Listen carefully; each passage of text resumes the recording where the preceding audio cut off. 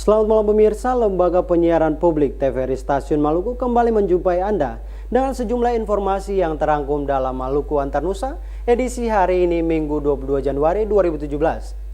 Maluku Antar Nusa malam ini akan kami isi dengan berbagai liputan di antaranya.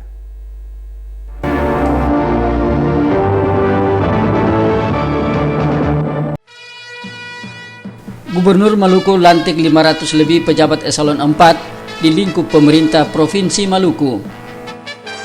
Komisi B DPRD Maluku desak pemerintah provinsi segera mengamankan lokasi tambang emas Gunung Botak.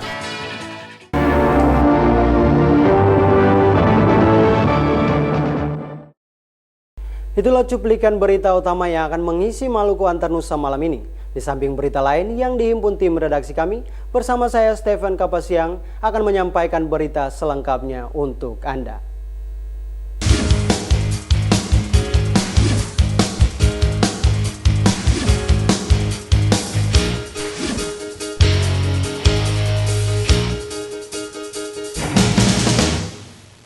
Setelah mengukuhkan dan melantik pejabat eselon 1, 2, dan 3, Gubernur Maluku Said Assegaf juga melakukan hal yang sama terhadap pejabat eselon 4 di lingkup pemerintah Provinsi Maluku kemarin. Sebanyak 590 jabatan pengawasan atau eselon 4 dikukuhkan dan dilantik oleh Gubernur.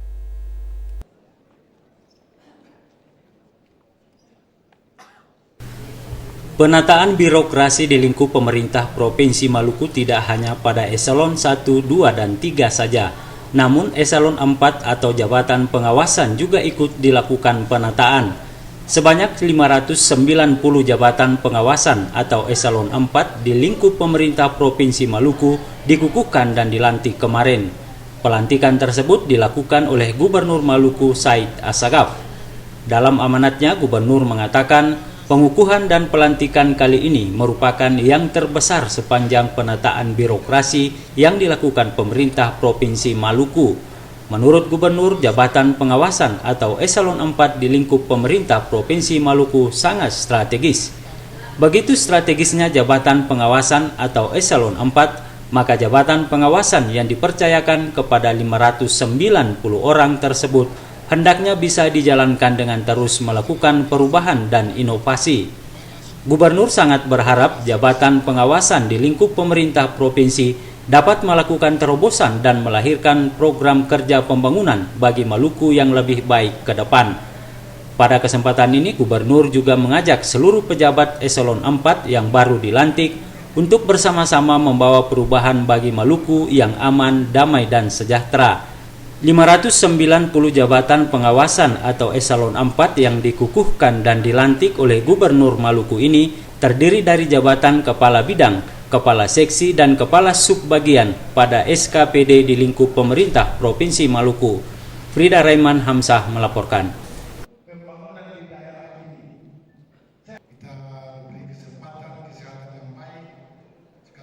Pemerintah Provinsi Maluku telah mengusulkan 3 nama calon caretaker buruh ke Menteri Dalam Negeri. 3 nama yang diusulkan tersebut telah memenuhi syarat sesuai ketentuan yang berlaku. 3 nama caretaker Bupati Buruh yang telah diusulkan pemerintah Provinsi Maluku ke Menteri Dalam Negeri masing-masing. Ismail Usemahu yang kini menjabat Kepala Dinas PU Maluku, Kepala Dinas Pemberdayaan Perempuan dan Perlindungan Anak Maluku Sadlili, dan Kepala Dinas Pariwisata Maluku Nyonya Habibah Saimima. Ketiga nama calon caretaker buruh yang diusulkan ke Menteri Dalam Negeri itu telah memenuhi syarat sesuai ketentuan yang berlaku. Hal itu disampaikan Gubernur Said Assegaf. Menurut Gubernur, pemerintah Provinsi Maluku saat ini tengah menunggu keputusan Menteri Dalam Negeri terkait dengan penunjukan caretaker Bupati Buruh.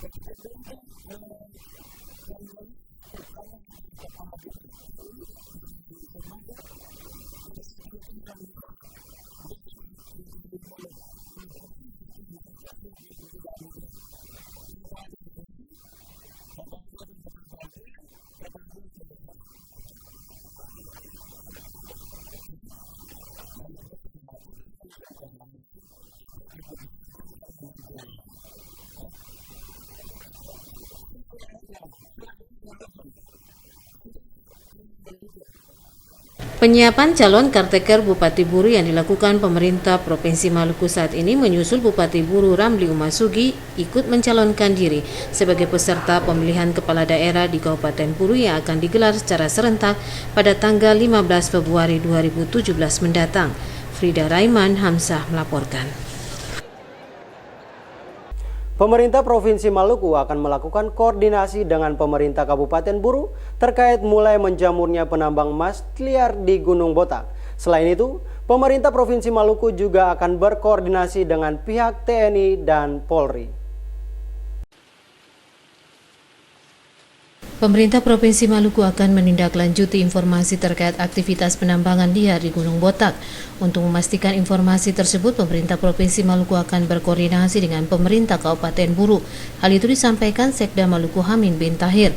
Menurut Sekda, sesuai perintah Presiden maupun Gubernur, tambang emas Gunung Botak sudah ditutup dari aktivitas penambangan. Kalaupun saat ini ada informasi aktivitas penambangan liar di Gunung Botak kembali dilakukan, maka hal itu akan dikoordinasikan kembali dengan pemerintah Kabupaten Buru. Pemerintah Provinsi Maluku juga akan berkoordinasi dengan pihak TNI dan Polri terkait kembalinya aktivitas penambangan emas liar di Gunung Botak. Kita akan tetap berkoordinasi nanti, berkoordinasi dengan pemerintah kabupaten, paling tidak apa yang diharapkan oleh Pak Presiden, oleh Pak Gubernur untuk aktivitas Gunung Botak itu coba dihentikan dan betul-betul kegiatannya sesuai dengan norma lingkungan yang ada ya. Diharapkan seperti itu, makanya kita bagaimanapun juga harus tetap akan kembali membangun komunikasi dengan pihak aparat baik itu kepolisian maupun dengan TNI. Frida Raiman Hamzah melaporkan. Komisi B DPRD Maluku mendesak pemerintah Provinsi Maluku segera mengamankan lokasi tambang emas Gunung Botak Kabupaten Buru. Desakan Komisi B tersebut menyusul munculnya kembali penambang liar di Gunung Botak.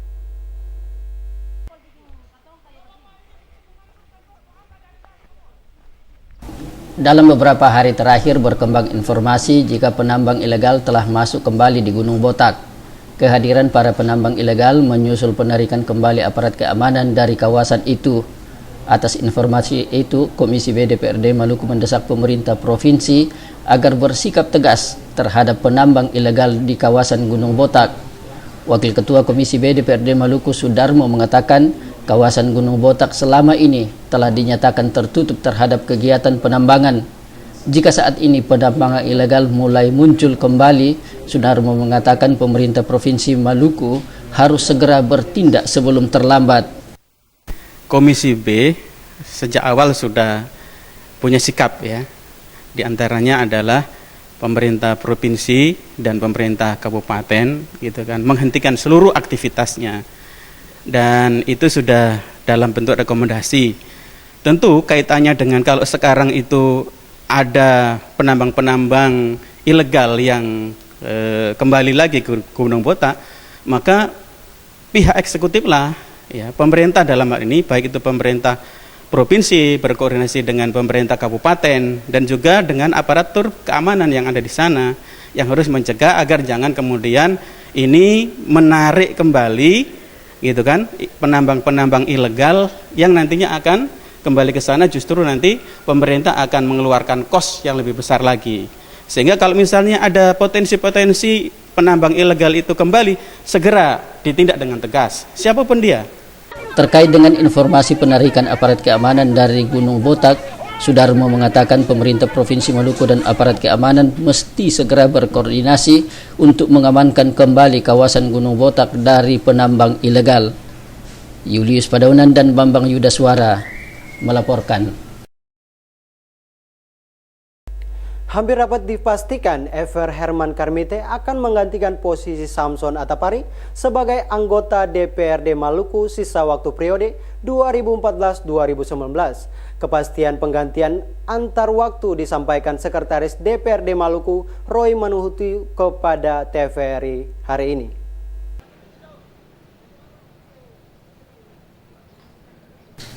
Hingga saat ini baru PDI Perjuangan dan Partai Hanura yang telah menyampaikan nama pengganti antar waktu kadernya di DPRD Maluku. PDI Perjuangan menyampaikan nama Evert Karmite akan menggantikan Samson Atapari. Sementara Hanura menyampaikan nama Abdul Rasid Kota Lima yang akan menggantikan posisi Yasin Payapo. Kedua kader partai tersebut telah memenuhi ketentuan undang-undang sebagai peraih suara terbanyak kedua pada pemilu legislatif 2014 lalu. Mereka berdua juga telah mendapatkan rekomendasi dari partainya masing-masing. Sementara Partai Persatuan Pembangunan, PKS dan Partai Golkar hingga saat ini belum menyampaikan nama sebagai pengganti kader mereka yang mencalonkan diri sebagai kepala ataupun wakil kepala daerah dalam pilkada tahun 2017 ini. Sekretaris DPRD Maluku Roy Manuhutu mengatakan 3 partai tersebut hingga saat ini masih berproses. Pelantikan antar waktu 5 anggota DPRD Maluku yang mundur karena mencalonkan diri pada pilkada belum dapat dipastikan.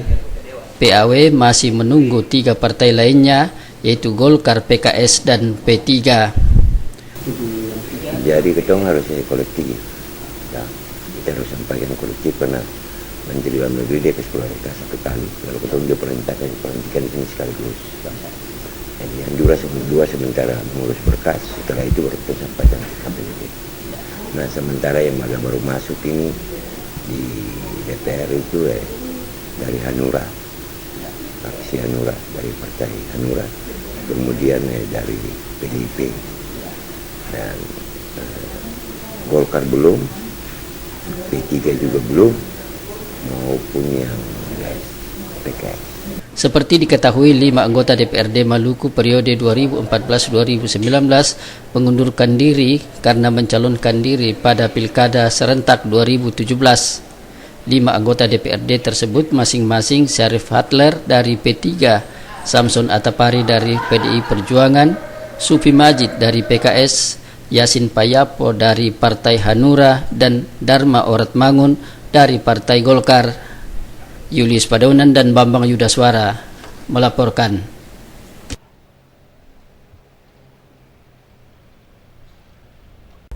Peran pers dalam pembangunan sangat dibutuhkan sebagai kontrol sosial yang kritis dalam menyajikan informasi cerdas, edukatif, dan bermartabat. Kekritisan pers di Maluku sebagai kontrol sosial harus terus digelorakan.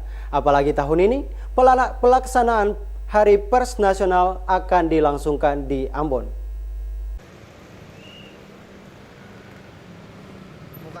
Dalam menyajikan informasi, pers baik itu media cetak, elektronik maupun online harus kritis namun tetap berimbang.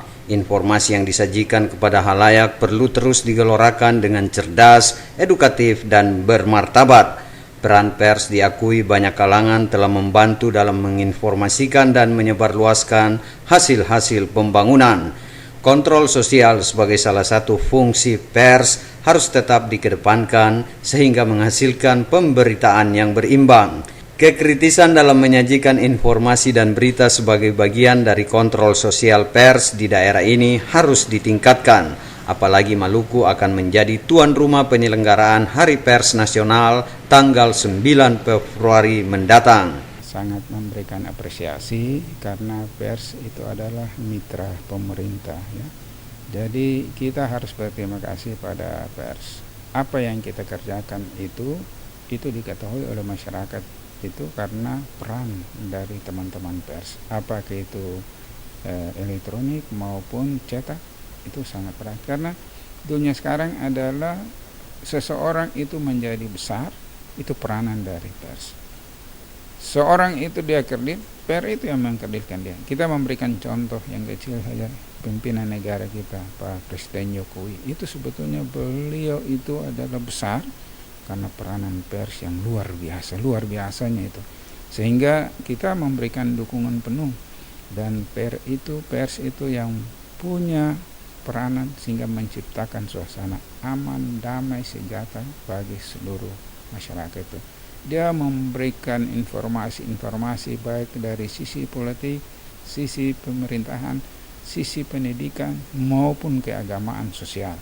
Itu merata bagi seluruh masyarakat sehingga dia bisa tahu tentang perkembangan dunia umumnya dan khususnya Indonesia. Ya, saya kira cukup bagus hanya menginformasikan hal-hal yang terkait kemajuan di Maluku ya. Saya kira itu bagus. Kedepannya lebih banyak mengekspos hal-hal yang baik yang terkait pembangunannya, sehingga menarik juga orang-orang ke Maluku gitu, yang seru-seru yang jelek-jelek kalau salah gitu ya.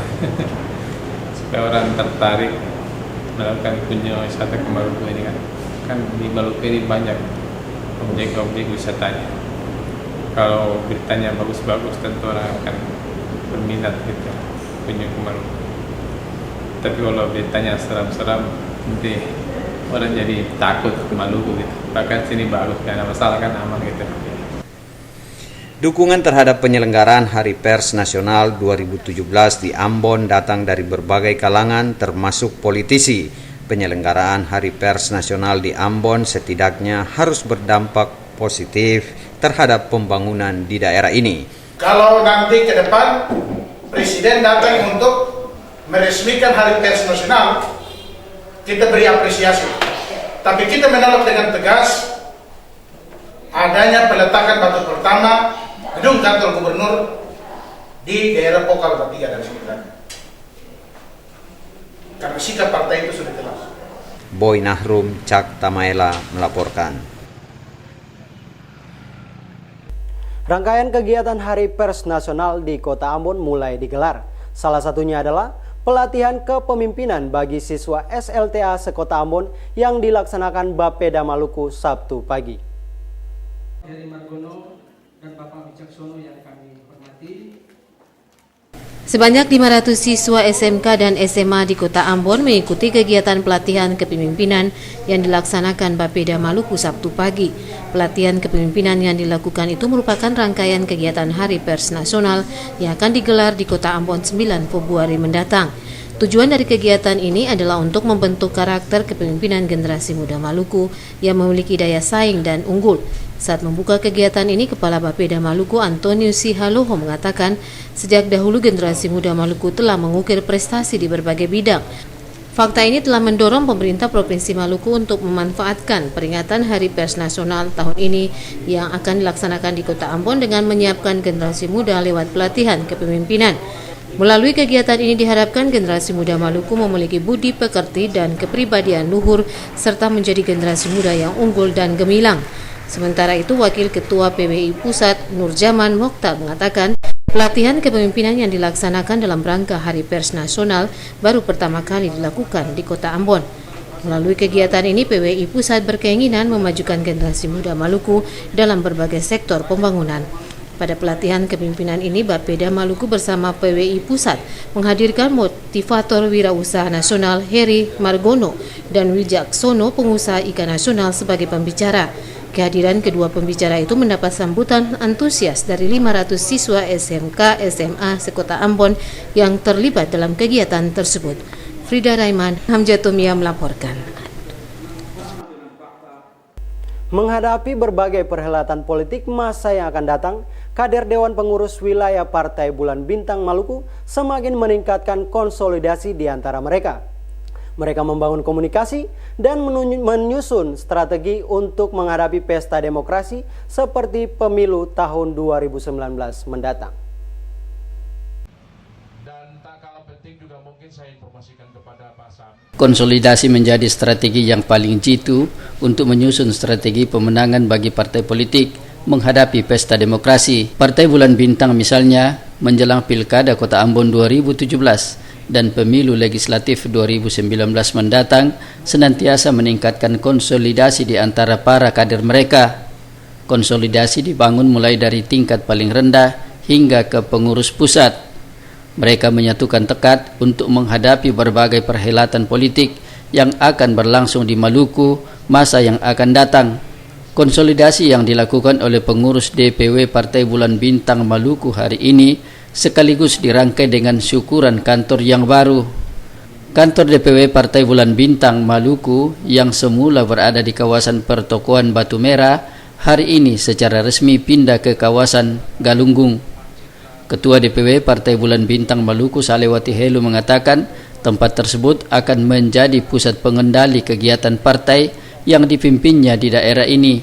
Karena itu kantor ini akan berfungsi sebagai pusat pengendali, sebagai pusat kajian, sebagai pusat ketua kumpul-kumpul untuk bicara hal-hal yang strategi baik internal maupun eksternal menyongsong pemilu 2019 maupun 15 hari ke depan.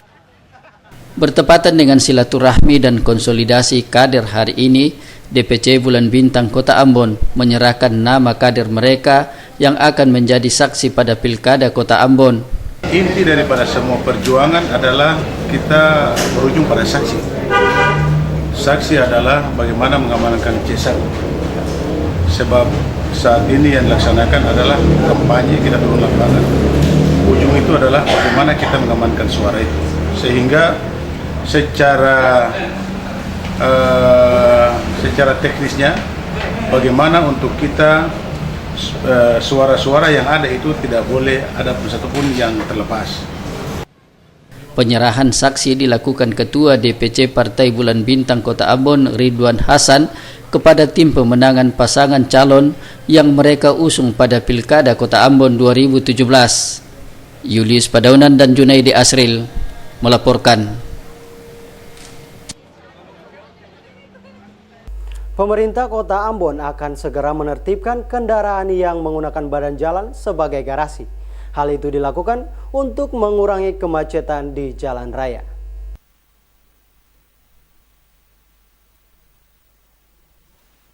Penegasan tersebut disampaikan Kepala Dinas Perhubungan Kota Ambon Peter Saimima saat melakukan peninjauan di kawasan Pasar Merdeka bersama penjabat Wali Kota Ambon Selasa lalu.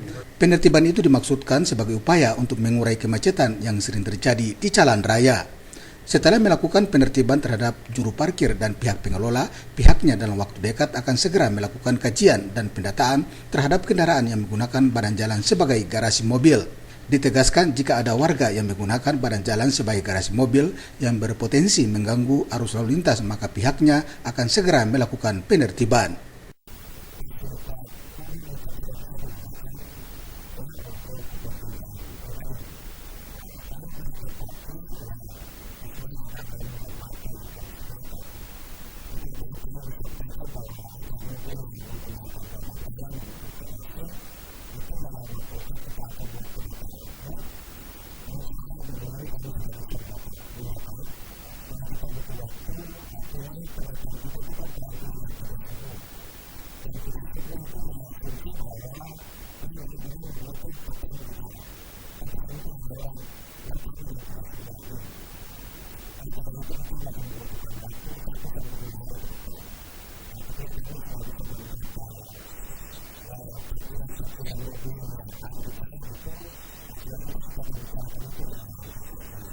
Saimima menyebutkan bagi warga yang menyalahi aturan akan diberikan sanksi tegas.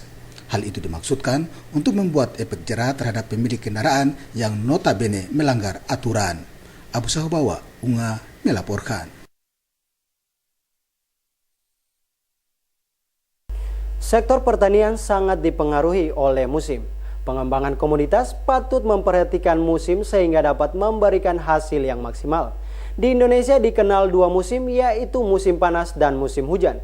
Sebagian komoditas cocok dikembangkan pada musim hujan, sebaliknya tidak sedikit komoditas yang justru tumbuh subur pada musim panas.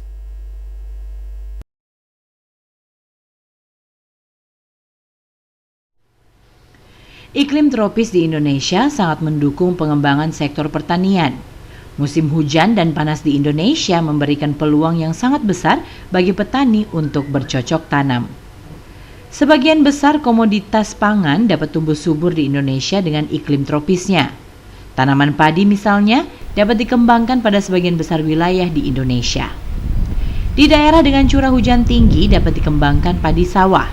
Sebaliknya, di daerah dengan curah hujan sangat rendah dapat dikembangkan padi gogo dan kacang-kacangan. Sebagian komoditas pangan di Indonesia tidak dapat bertahan dengan musim hujan yang relatif lama. Musim hujan yang relatif lama dapat menyebabkan kegagalan panen pada komoditas tertentu seperti tomat. Salah satu solusi yang dapat dilakukan oleh petani adalah dengan membuat rumah plastik untuk melindungi tanaman dari guyuran hujan secara berkepanjangan. Teknologi dalam menangani itu ya kalau dalam skala kecil bolehlah bisa dibuat, misalnya bikin pada musim hujan, bikin rumah plastik boleh ya, tapi itu dalam skala kecil. Kalau skala luas kan juga repot, belum tentu ekonomis. Tapi kalau musim kering biasanya dipakai mulsa plastik, maksudnya itu untuk mengurangi penguapan air. Pengembangan komoditas pertanian di Indonesia disesuaikan dengan kondisi wilayah dan curah hujan di daerah masing-masing. Para petani pun senantiasa memperhatikan musim jika hendak bercocok tanam. Hal ini sangat penting agar dapat memberikan hasil yang maksimal. Keberhasilan pada sektor pertanian sangat dipengaruhi oleh berbagai faktor. Faktor pemilihan bibit misalnya sangat menentukan dalam pengembangan suatu komoditas pertanian. Demikian halnya faktor ketepatan waktu tanam yang mesti diperhatikan oleh para petani. Tidak jarang kegagalan panen terjadi akibat ketidaktepatan waktu tanam. Kalau normal itu biasanya di Maluku beda dia punya curah hujannya. Kalau di Maluku bagian tenggara itu musim hujannya mulai November, Desember, Januari. Kalau di bagian tengah sini, Maluku bagian tengah, Seram, Buru, itu musim hujannya mulai Mei, Juni, Juli gitu. Jadi ada perbedaan dalam hal curah hujan itu. La Nino yang terjadi di Indonesia pada umumnya dalam 1 tahun terakhir tampaknya tidak berpengaruh banyak terhadap sektor pertanian di Maluku. Para petani di Maluku umumnya mengembangkan tanaman perkebunan umur panjang. Hanya sebagian kecil masyarakat yang mengembangkan tanaman umur pendek seperti padi dan palawija.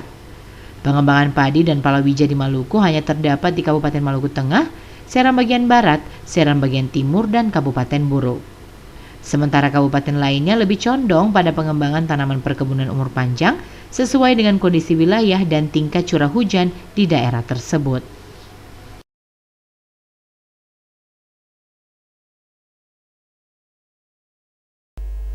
Pemerintah Desa Bula Air, Kecamatan Bula, Kabupaten Seram bagian Timur, memanfaatkan dana desa untuk memberdayakan ekonomi masyarakat setempat. Penentuan program dilakukan sesuai kebutuhan dasar masyarakat.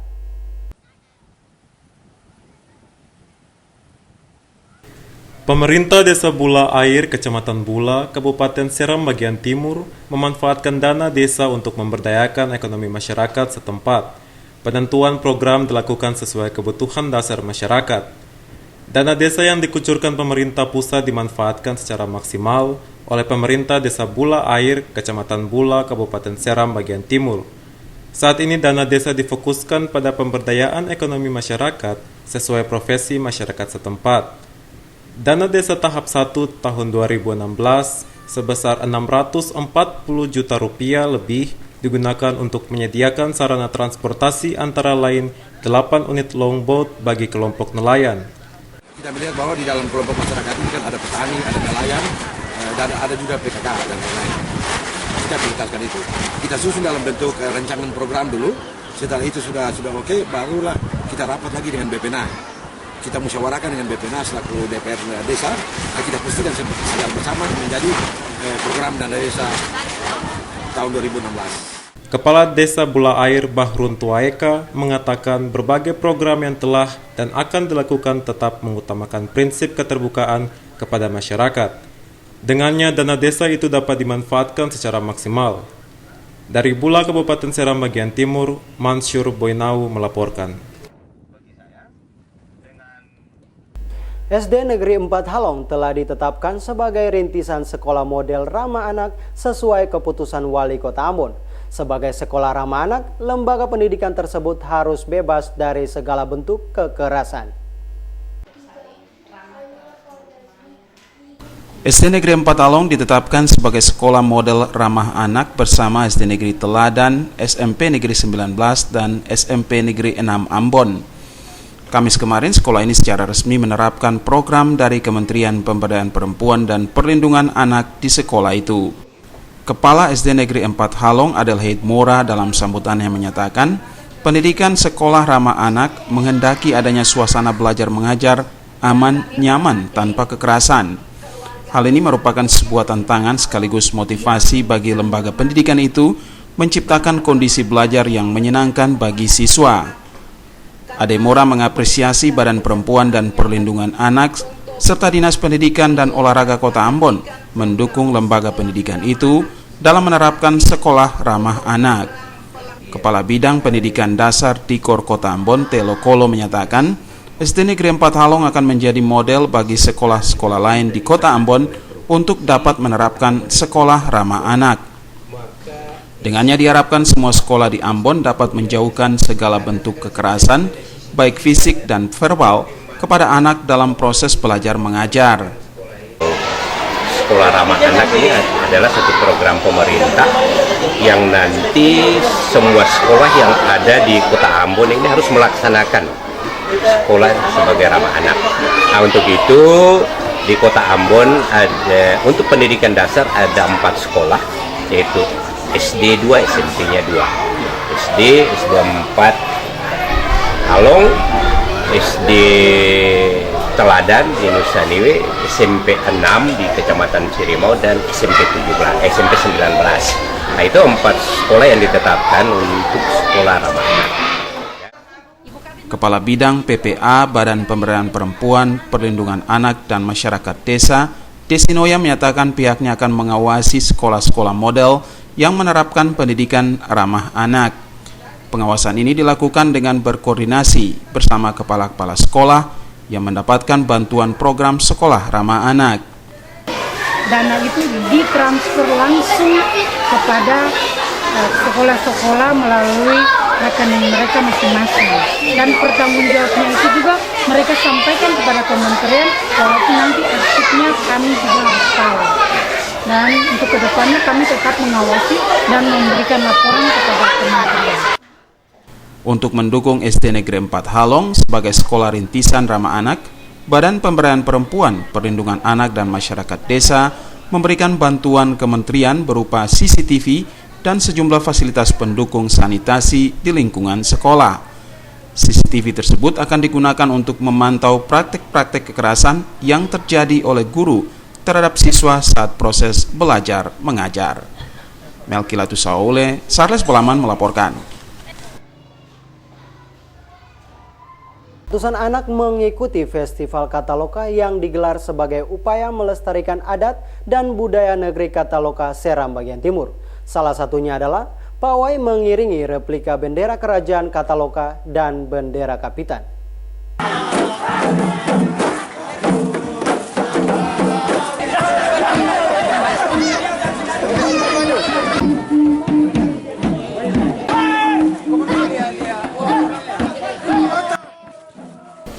Ratusan anak di Kecamatan Pulau Gorom mengikuti Festival Budaya Kataloka yang digelar akhir Desember lalu. Pelaksanaan festival itu bertujuan melestarikan budaya dan adat masyarakat setempat dari gerusan arus globalisasi.